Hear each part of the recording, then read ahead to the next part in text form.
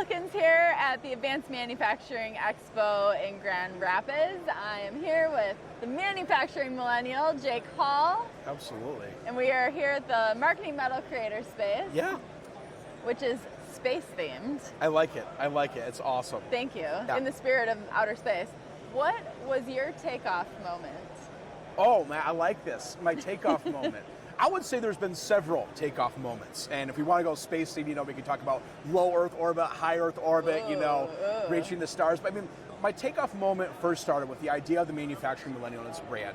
I was at a trade show in 2019, and I was sitting in the audience, and I was the only person probably under the age of 40 sitting in that audience. And I'm like, so here they're talking about how we create a prosperous future for our company, and how do we grow, and how do we, pass it on to the generation. I'm thinking, well, geez, if you're so worried about what you're going to be doing in 10 years, how come there's no one here that's going to be alive, doing it? I know, right? So that's really like, hey, I'm a millennial. I'm super passionate about manufacturing.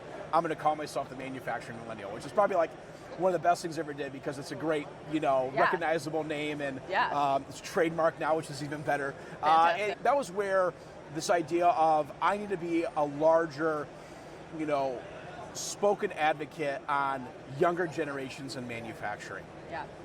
The second takeoff, I guess you could say, or second stage, was when the pandemic hit in 2020. And I was working in outside sales at the time. I was doing distribution, and we were told to work from home. Here in Michigan, we're like, hey, unless you're an essential worker, you are in your house, locked down, doing nothing. And for me, as a person who's probably seeing 30 different manufacturers a week here in West Michigan, that was crazy to me. And I said, how do I continue to talk to people? How do I continue to engage and show them new stuff and get them excited about what solutions are out there? I said, well, I'm connected to a couple hundred people on LinkedIn. And so like maybe March of 2020, I had maybe 200 connections on LinkedIn. And I said, well, I'm just going to start connecting with all of my engineers, people that I know on the floor. So I took my Rolodex of like 500 contacts, added them all on LinkedIn, and just started creating content around, hey, here's a new sensor, but I'm not going to give you the specs of the sensor. I'm going to talk about, here's 4 applications that this can solve. Or like a vision system. Here's 5 different ways that you can use a camera in a different way. So it was never a sales approach. It was more just, I'm going to show something really cool and get people excited that way. And then 3 months into that, 6 months into it, all of a sudden I'm gaining 150 followers a week. And I said, well, maybe there's something here, because everyone that's following me is not in the Grand Rapids, West Michigan area. It's people all over the place. I said, well, maybe there's a massive need for fun, engageable content in the manufacturing space that just shows all the cool stuff that we do. And I would say that was the second takeoff, was realizing that there was a massive need for short form video content, or just short form social content in general.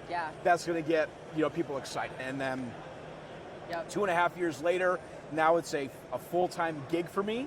3 years later, it's a full-time gig where now I get to travel around and give so many cool presentations and make videos. It's a lot of fun.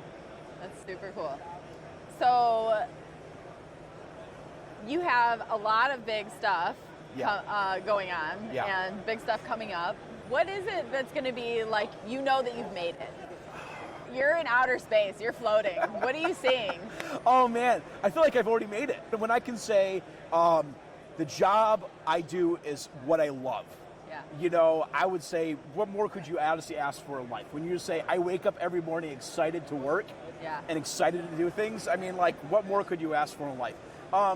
For me, I would say the next thing I can make it is when I truly see a difference in the culture of manufacturing companies and how they're embracing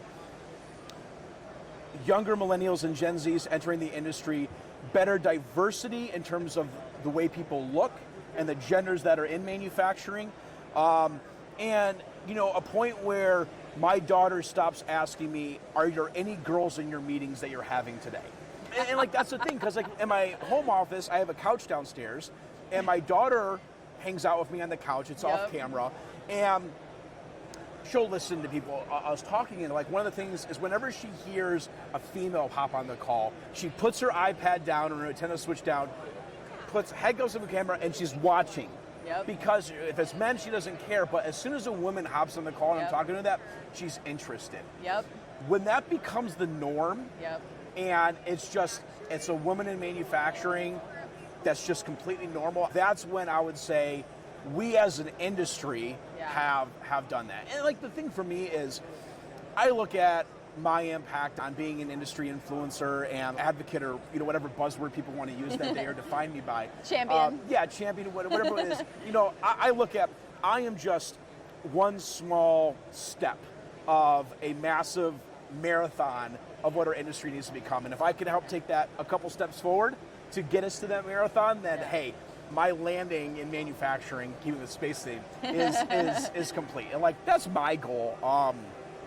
And I think the big thing as well is no individual is ever going to be able to accomplish it on their own. I think if we can go out there and we can inspire 5 other champions and they can inspire 5 other champions, or hey, if I can support Danielle, who is the chapter of Women in Manufacturing here in West Michigan, and they can get 10 more people involved. That's how, change happens. Yeah. It's a community of people. Yeah. You introducing me to Megan Zimba 2 years ago at this show, which got me on my first podcast, which started a whole chain of podcasts. And now here you have your own podcast. And now I apparently have my own podcast. The biggest thing that I always tell people is you are never going to see this monumental shift overnight that's just going to change the way things happen. But if we were to go back, like I said, 2 years and look at the small steps in regression that have happened over time, that's the big thing. And like, that's where I encourage manufacturers, listen, you're not going to get a culture that's going to bring new generations on board overnight. Yep. But if you make the steps and the changes on the way there, and you reflect back a year, you will see that shift in your mindset, because the decisions you made were so small, you don't even recognize the change. But you were intentional about the change, so then it happens. Yep, 100%. Yeah, for sure. So what is it that keeps you grounded? Mr. Manufacturing Millennial, with how many followers do you have on Instagram these days? Oh, or man, LinkedIn? A lot of followers. But I mean, for me, what keeps me grounded is the fact, I would say the community here in West Michigan, which is where I grew up. I mean, it's the best community. And for me, it's so blessed to have so many manufacturers. I know. Like here, right where I'm at. Like, I couldn't imagine living in like a horrible state like Missouri that has the St. Louis Cardinals and, having no manufacturers there and trying to advocate manufacturing. For me, no. Missouri has some phenomenal and sorry, Missouri. Yeah, sorry, Missouri. And Missouri MEP, you guys are phenomenal if you ever listen to this.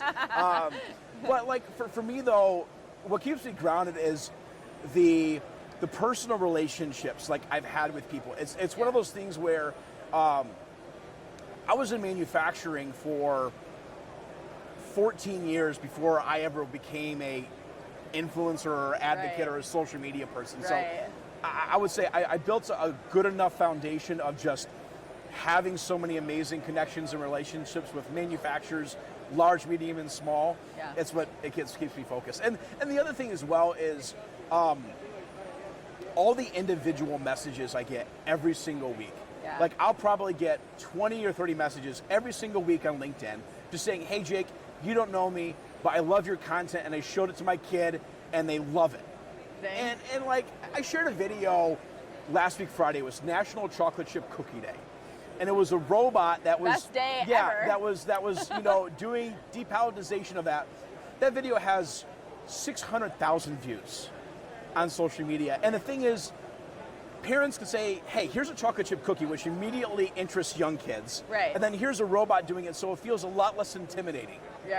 Yeah. And like for me, I'm walking around the show and Boston Dynamics is here with Great Solutions and their Spot robot. I danced with Spot Did you? Today. Oh my gosh, yes. I'm told that was the first time anyone's ever tried to dance with Spot. I love it. I love it. But, for me though, it's like, you look at kids who are under 10 years old and they look at it with such curiosity.